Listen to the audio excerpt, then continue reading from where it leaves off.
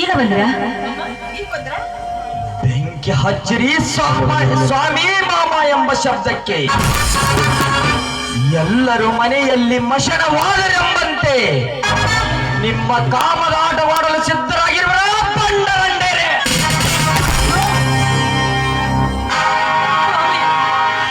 ಎಂತ ಮಾತನಾಡ್ತಿರವ್ರಿ ಸ್ವಾಮಿ, ಎಂತ ಮಾತನಾಡುವಿರಿ. ಜಲಗಂಗೆಯರಷ್ಟೇ ಪವಿತ್ರವಾದ ನಮ್ಮ ಶೀಲಕ್ಕೆ ಈ ರೀತಿ ಸ್ವಾಮಿ ತರಬೇಡಿ. ನಾವು ಗಂಗೆಯರಷ್ಟೇ ಪವಿತ್ರರು ಸ್ವಾಮಿ, ಪವಿತ್ರರು.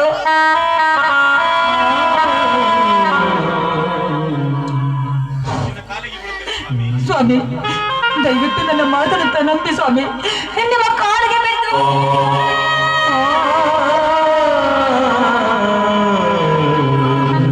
ನನ್ನ ಪಾದ ಮುಟ್ಟದಿರೇ ಹಸಿ ಹಣ್ಣೆ. ಪವಿತ್ರ ಗಂಗೆ ಎಂದು ಗಂಡನ ಕಣ್ಣಿಗೆ ಮಣ್ಣೊಗ್ಗಿ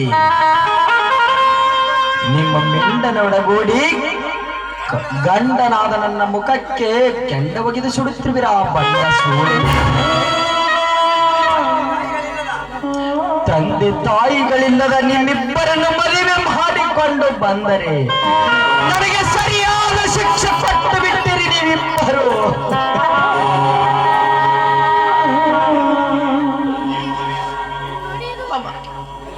ಏನು ಅರಿಯದು ನಮಗೆ.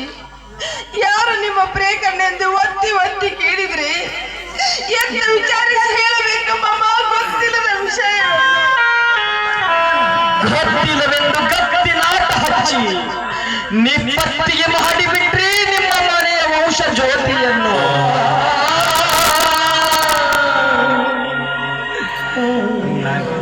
ಈಗ ನೀನು ನನ್ನ ತಮ್ಮನ ಮಡದಿಯಾಗಿ ಬಂದು ನನ್ನ ಕಣ್ಣೆದುರಿನಲ್ಲಿಯೇ ಗಂಡ ಪಟ್ಟ ಕೈ ಹಾಳಿ ಅಂತ ತಿರುಗುತ್ತಿದ್ದೀರಾ.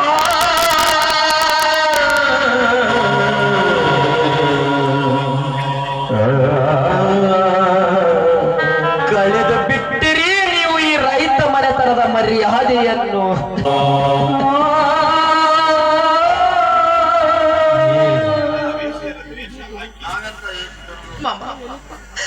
ನಾವು ಅಂತ ವೇಷತನದ ವೇಷ ಹಾಕಿ ಈ ನಮ್ಮ ಗರ್ಭಿತನಿಗೆ ಎಂದು ಗುದ್ದು ತಂದಿಲ್ಲ ಮಾಮ. ಈ ನಿನ್ನ ಸೊಸೆಯಂದರು ನಾನೊಬ್ಬ ಪುಟ್ಟ ಗಂಡನ ಹೆಂಡತಿ ಎಂದು ತಾಯಿ ಸೀತಾ ಮಾತೆಯನ್ನು ಕೆಣಕಿದ ಆ ದುಷ್ಟ ರಾವಣ ಗತಿ ಹೇಗಾಯ್ತು ಗೊತ್ತಾ ಮಾಮ. ಮಾಮ ನಾವು ಗಂಗೆ ಅಷ್ಟೇ ಪವಿತ್ರರು ಮಾಮ, ಗಂಗೆ ಅಷ್ಟೇ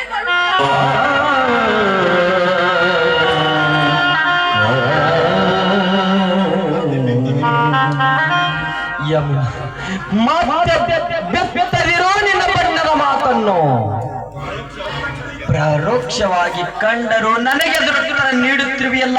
ನೀನು ಯಾವ ಜಾತಿ ಹೆಣ್ಣು?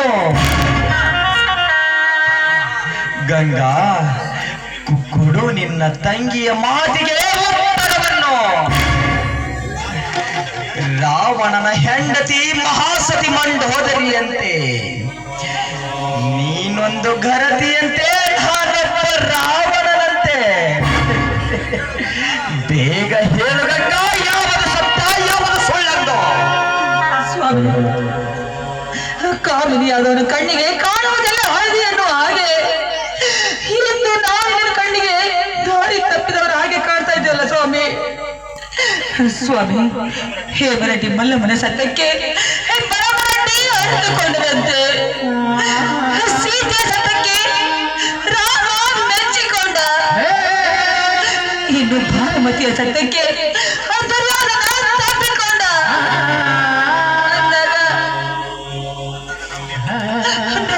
ಪತಿವತಿಯರು ಈ ಪತಿವತೆಗೆ ನಾವು ಎಂದಕ್ಕೂ ತಂದುಕೊಂಡಿಲ್ಲ ಸ್ವಾಮಿ, ತಂದುಕೊಂಡಿಲ್ಲ. ನೀವು ತಿಳಿದುಕೊಂಡ ಹಾಗೆ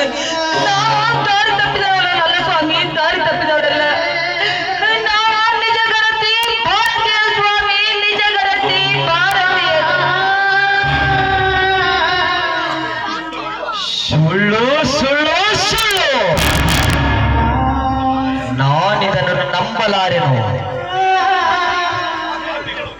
ನೀವು ಪತಿಗೆ ಮೋಸ ಮಾಡಿದ ಪಾಪಿಗಳು ನೀವು. ಈ ಪತಿಗೆ ಮೋಸ ಮಾಡಿದ ಪಾಪಿಗಳು ನೀವು ಅಂದ ಮೇಲೆ ಸ್ವಾಮಿ ನುಡಿಯಬೇಡ ಸ್ವಾಮಿ ಎಂದು. ಯಾಕೆಂದರೆ ಅದು ನನ್ನ ಉರಿಯುವ ಹೊಟ್ಟೆಗೆ ತುಪ್ಪ ಹಾಕಿದಂತಾಗುತ್ತದೆ.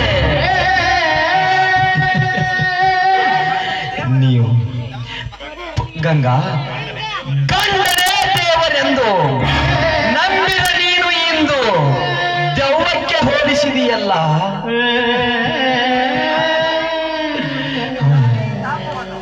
ನೀವು ಹೇಗೆ ತಾಳಲಿ ತಾಪವನ್ನು? ಒಂದು ಕಡೆ ತಮ್ಮನ ತಾಪ, ಇನ್ನೊಂದು ಕಡೆ ನಿಮ್ಮಿಬ್ಬರ ಚಲ್ಹಾಟದ ತಾಪ.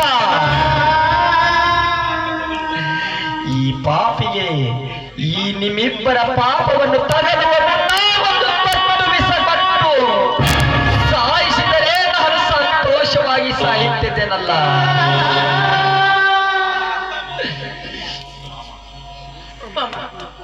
ಎಂತ ಮಾತನಾಡ್ತಾ ಇದ್ದೀರಿ ಮಮ್ಮ ನೀವು? ಇನ್ನು ಕರೆ ಎದುರು ತಾಯಿ